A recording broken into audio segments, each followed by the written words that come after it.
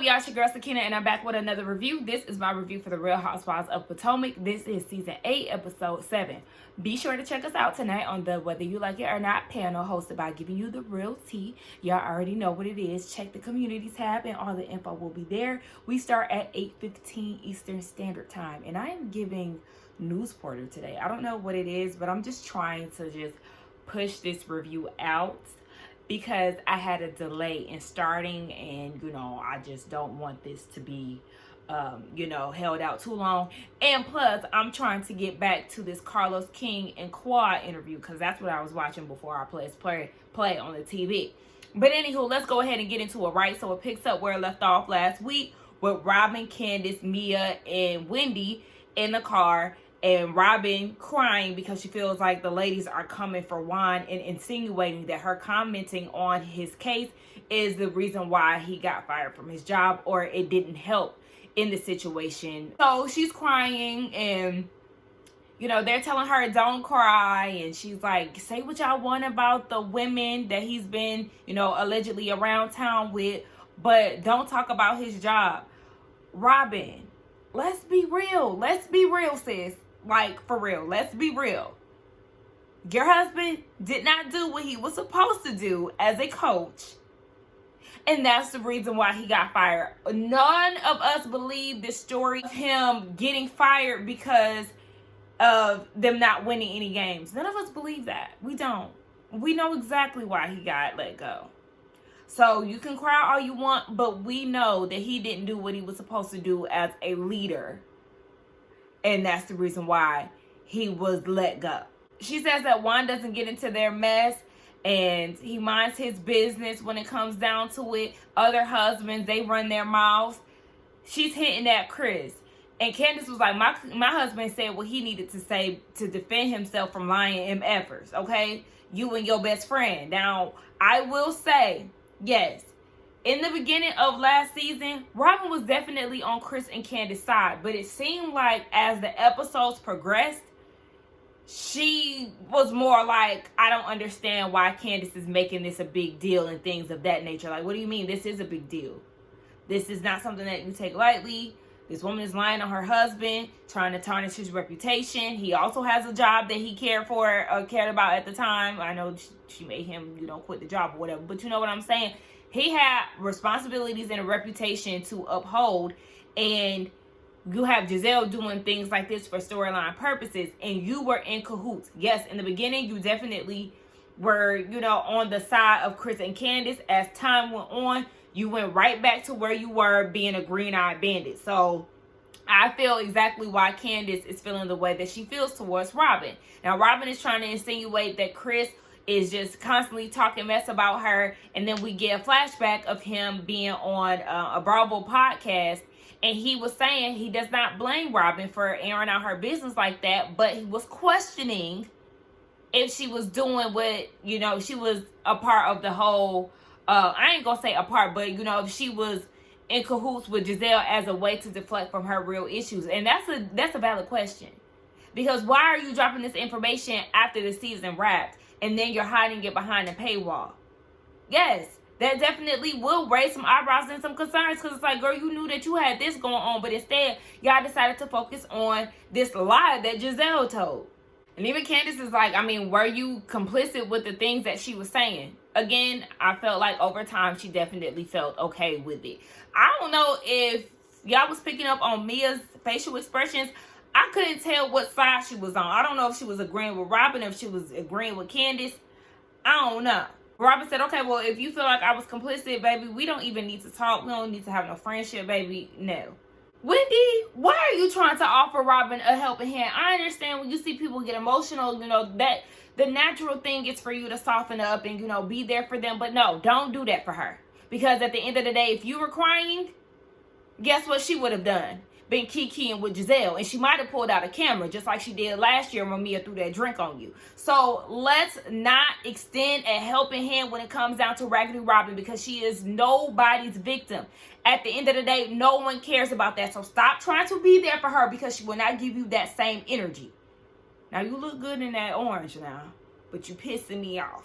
So Robin in her confessional was saying it's clear, who is there for her or who is against her, who is enjoying this downfall of Robin. Haven't you and your green-eyed sis enjoyed icing people out, seeing the downfall of them, calling out issues amongst their marriage, anything personal? You've done wrong to a lot of these women on the cast, and if they want to get back with you, rightfully so. And girl, truth be told, your downfall started on episode 1 of season 1. You were already in a down place. Yes, you got up a little bit, but you fell back down. Baby, you can never just seem to be on the up and up. You started off down here, moved up a little bit once you started getting your business together. You know, you got you a house. Tax issues yet again. We going down, we going down, we going down. Juan lost his job, we going down even more. Oh my gosh, we got this house. Oh my gosh. You've been on a slippery slope since season 1. This is a mess. Chicken shit bingo is exactly what it sounds like.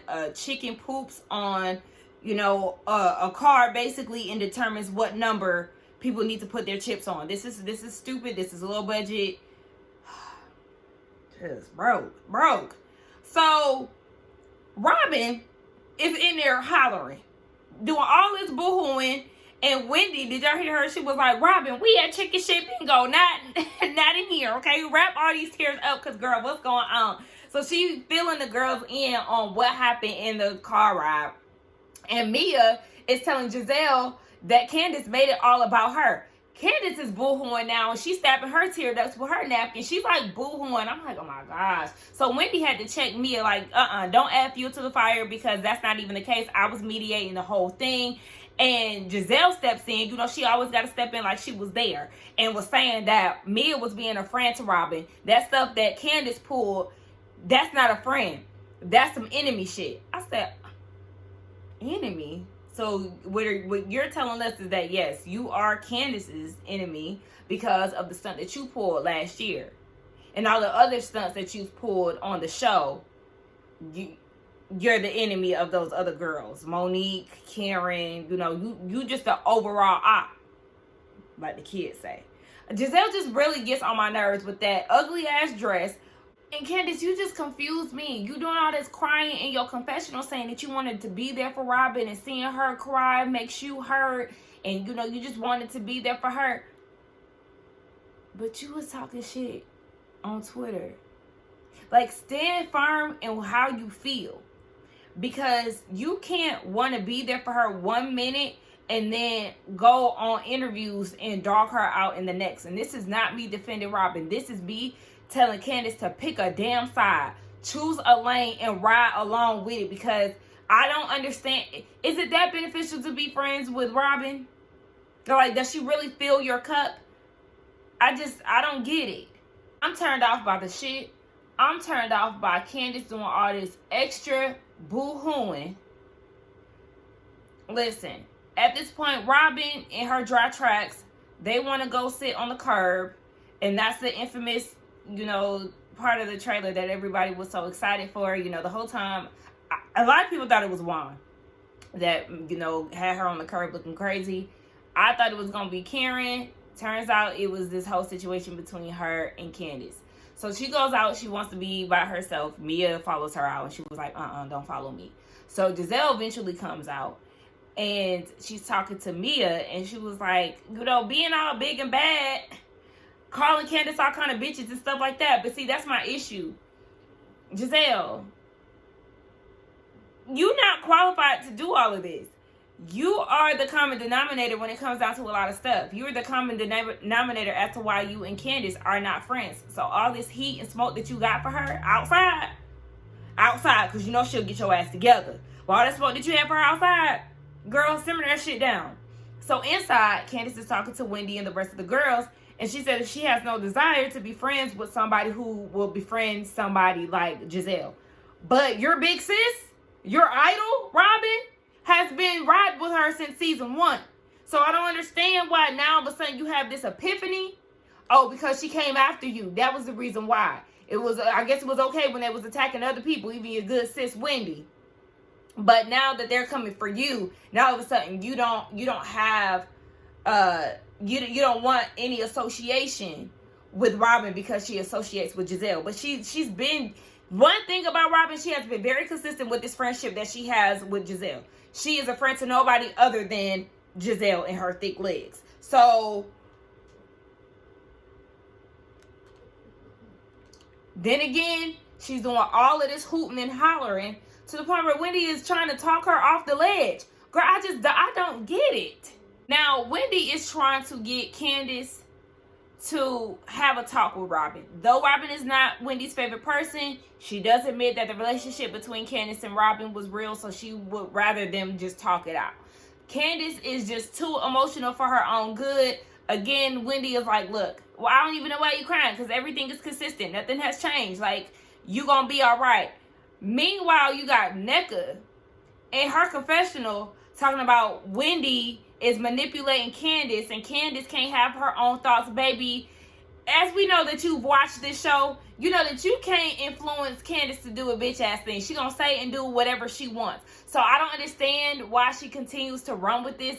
That's like her favorite thing to do, especially with Wendy. She controls Eddie. She's controlling Candace. Girl, find something else to come up with, because at this point you're loud and wrong. Because if you were really listening, you would have heard Wendy encourage her to have a conversation with Robin. So we already know you just doing this because you don't fool with Wendy. So Mia and the Green Eye Bandits, they decide to leave. Everybody else is inside doing chicken shit.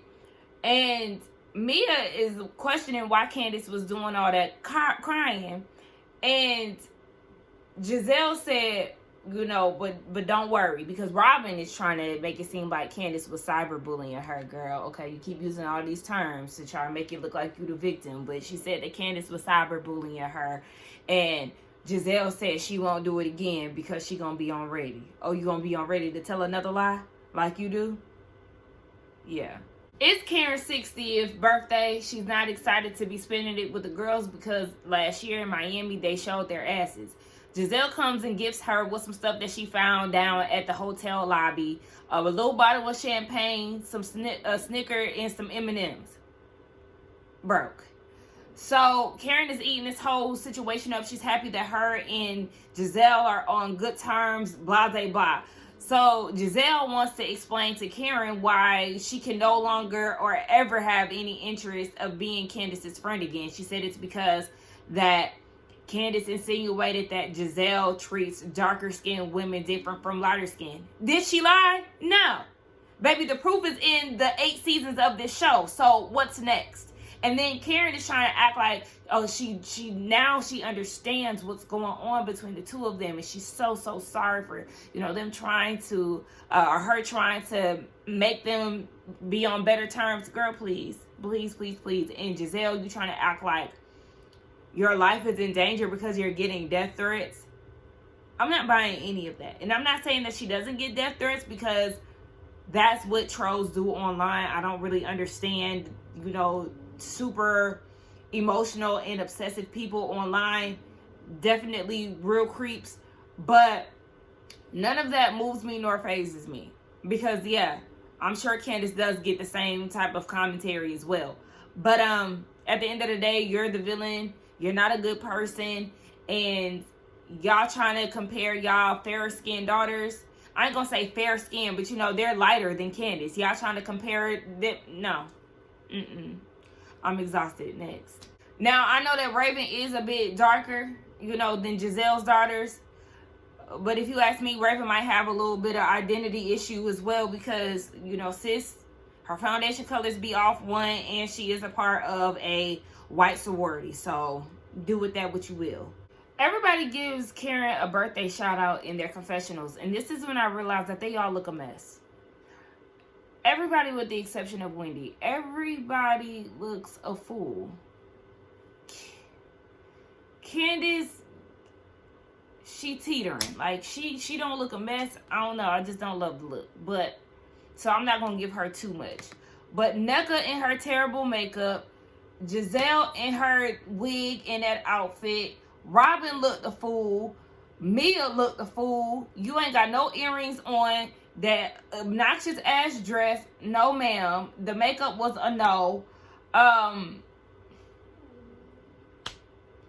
Yeah, that's all I could focus on. The birthday wishes were a very big distraction because a lot of them looked a damn mess. So with this being Karen's birthday, honestly, I would be annoyed if I had to take 2 trips out of town with people I don't like, or people that's just not, this is a big milestone. This is her 60th birthday, and she's in Austin watching the cast of Potomac paddle boat, or I'm sorry, kayak. Fun times. So everybody's in the water with the exception of her and Candace. Candace wanted to take this time out to thank Karen because she was there for her, and Candace was, you know, very emotional. I was like, if you're gonna thank anybody, you should be thanking Wendy and not Karen, but whatever. So you got the Green Eyed Bandits there in their kayak, and Robin is like, I gotta tell Juan all that happened, blah blah blah. Nobody gives a damn. I don't care about none of this that I'm watching. So we learned that Karen is buying her grandmother's house, which is a big deal. You know, that's a big accomplishment. Shout out to her for that. I was definitely thrown off when she said that she's making it into, like, basically a resort, a tourist attraction for Surry County. Baby sis, listen, I understand that you are the ambassador of Surry County. However, I don't know if people are that intrigued, okay, to go and visit enough for you to create a resort. Now, if you would have said that, you know, you're, you know, remodeling the home and things of that sort, okay, like, you know, that's something that your family could fall back on, you know, come to visit there, whatever the case may be. And I understand this resort is going to bring in money and things, but in a place like Surry County, baby, okay, Karen. And then when Nneka was trying to tell her how huge it is, Nneka took a while to, you know, say, like, do you know how huge this is? Karen stepped in and said, innovative. What you're doing is not innovative. You just said that you're not the only black person that or black woman that owns a plantation and a farm. So how are you being innovative? What are you doing that's making you different from those others? But anyway, just like, girl, no, innovative was not the word she was going to use. Robin called Juan, and she's telling him all that's going on between her and the ladies. Well, she said, you know, at first that their financial situation is fine for now because Juan had 15 more months on his contract. Once those 15 months are over, then the financial state is going to be different. So hopefully he finds a job within that time frame. I said, I don't know what he's going to do career-wise because I don't know if any other basketball teams will want him as a coach, being that he wasn't responsible enough to do what he was supposed to do. So he might have to pivot and find something else to do.